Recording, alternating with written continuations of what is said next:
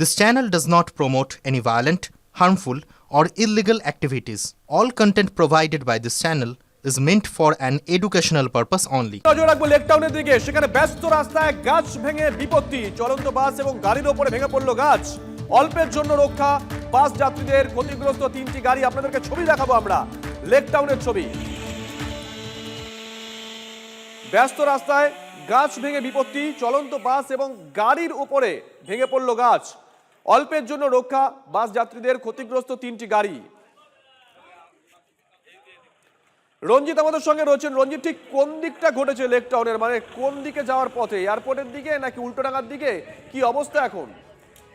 দেখো শুভজিৎ, তোমাকে জানিয়ে রাখি যে লেকটাউন বি ব্লকে চলন্ত 223 রুটের বাস, অর্থাৎ বাস যাত্রীরা প্রত্যেকেই ছিলেন 23 রুটের বাসের ওপর কৃষ্ণচূড়া একটি গাছ ভেঙে পড়েছে। অল্পের জন্য রক্ষা পেল বাস যাত্রীরা, প্রত্যেকেই নিরাপদ এবং সুরক্ষিত অবস্থায় বাস থেকে নেমেছে, এমনটাই কিন্তু লেকটাউন পুলিশ সূত্র মারফত আমরা জানতে পেরেছি। এবং লেকটাউনের বি ব্লকে বিপজ্জনক থাকা যে কৃষ্ণচূড়া গাছটি, দাঁড়িয়ে থাকা বেশ কয়েকটি গাড়ি এবং চলন্ত বাসের ওপর পড়েছে এবং প্রত্যেকটি গাড়ি ক্ষতিগ্রস্ত হয়েছে। ঘটনাস্থলে লেকটাউন থানার পুলিশ এবং দমকল বাহিনী ভেঙে পড়া গাছটিকে অন্যত্র সরিয়ে নিয়ে যাওয়ার কাজ চালাচ্ছেন। এবং সকাল, যেটা স্থানীয় এবং পুলিশ সূত্র মারফত খবর, সকাল 9:05 নাগাদ লেকটাউন বি ব্লক যে মিলন সংঘ ক্লাবের পাশ থেকেই 223 রুটের বাসটি যাচ্ছিল এবং বেশ কয়েকটি গাড়ি, অর্থাৎ অ্যাম্বুলেন্স এবং একটি প্রাইভেট গাড়ি দাঁড়িয়েছিল। হঠাৎ করে বিপজ্জনক ভাবে যে কৃষ্ণচূড়া গাছটি হুড়মুড়িয়ে ভেঙে পড়ে এবং দাঁড়িয়ে থাকা অ্যাম্বুলেন্স এবং প্রাইভেট গাড়ির ওপর এবং পাশাপাশি যে চলন্ত বাসটি ছিল তার উপরও ভেঙে পড়ে এবং যাত্রীরা কিন্তু প্রত্যেকেই কিন্তু হুড়মুড়িয়ে বাস থেকে নেমে পড়েন এবং তারা প্রত্যেকেই সুরক্ষিত আছে, এমনটাই লেকটাউন থানা সূত্র মারফত খবর। এবং পুলিশ এসে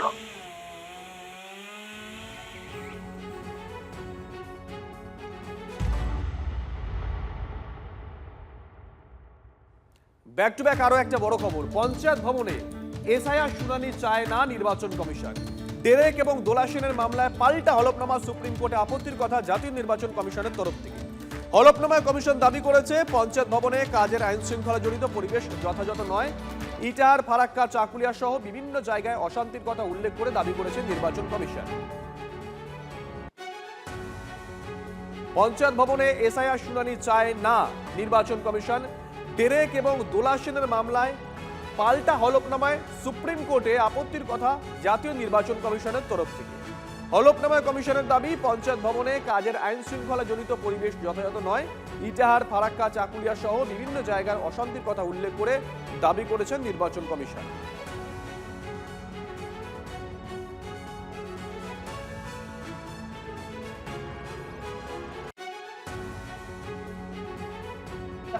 হিন্দু ভাইরা আমাকে বলেছে যে আমি আমার বাপের নাম বললাম না, তখন উনি বলছেন আপনার কিছু লাগবে না। আর রহিমের যখন নাম শুনছে তখন 14 কুস্তির ওর খতিয়ান চাইছে। এই টিচারিটার নির্বাচন, আর আমার 7টা ছেলে আছে না 9টা ছেলে আছে, তোমার দেখেন কি আছে? তোমার দেখার কি আছে? নির্বাচন কমিশনার এই যে আন্দোলন চলছে, এই আন্দোলনে যদি আমরা সুরাহ না পাই। পশ্চিমবঙ্গের পঞ্চায়েত ভবনগুলি হচ্ছে তৃণমূলের নিজস্ব দপ্তর, আপন দপ্তর, বড়ই কাছের। আর তৃণমূলের হাত দিয়ে যদি ভারতবর্ষের এসআইআর প্রক্রিয়া সম্পন্ন হয় তাহলে যা পরিস্থিতি তৈরি হয় তা হবে। ব্লক অফিসেই আপনারা দেখছেন। আমার ধারণা এই বেঞ্চে দুজন বাঙালি জজ সাহেব আছেন, সেই মহামান্য 2 বিচারপতি জয়মাল্য বাগচি এবং বিচারপতি দীপঙ্কর দত্ত। তারা বিলক্ষণ জানেন পশ্চিমবঙ্গের পঞ্চায়েত ব্যবস্থা এবং পঞ্চায়েত অফিস। আমার ধারণা এই সদর্থক পদক্ষেপই সুপ্রিম কোর্ট করবে। পঞ্চায়েত ভবনে এসআইআর শুনানি চায় না নির্বাচন কমিশন। ডেরেক এবং দোলা সেনের মামলায় পাল্টা হলফনামায় সুপ্রিম কোর্টে আপত্তির কথা জাতীয় নির্বাচন কমিশনের তরফ থেকে।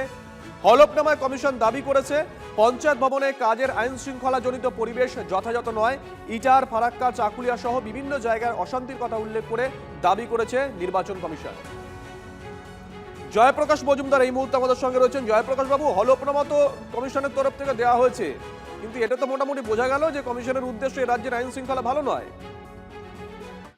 না, এইসব কথা বলে নিজেদের দায়িত্ব এড়াচ্ছে। এই নির্বাচন কমিশন সব সময় আইন শৃঙ্খলা বলছে কেন? হচ্ছে তো ভোটার লিস্টের শুদ্ধিকরণ, সেখানে আইন শৃঙ্খলা নয় বলে এতদিন হয়নি?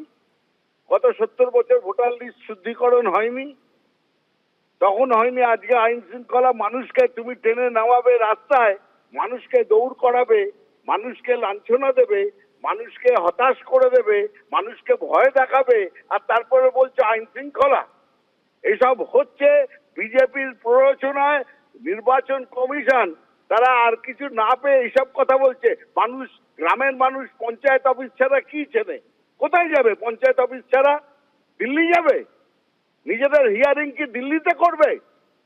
এই সব হচ্ছে বদমাইশি বুদ্ধি ইলেকশন কমিশন এবং বিজেপির।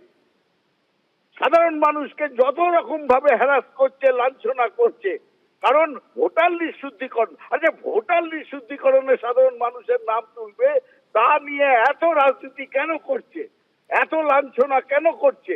কোন অধিকারে করছে নির্বাচন কমিশন? জয়প্রকাশ বাবু, আরেকটা প্রশ্ন, নির্বাচন কমিশন হলফনামা জমা দিয়েছেন, কিন্তু মার তো খাচ্ছেন রাজ্য সরকারি কর্মীরা, আপনারা রাজ্যের শাসক দল। আরে শুনুন, রাজ্য সরকারের কর্মীদের ইলেকশন কমিশন গায়ের জোরে কৃতদাস বানিয়ে তাদেরকে সামনে শিখণ্ডি খাড়া করে দিয়েছে।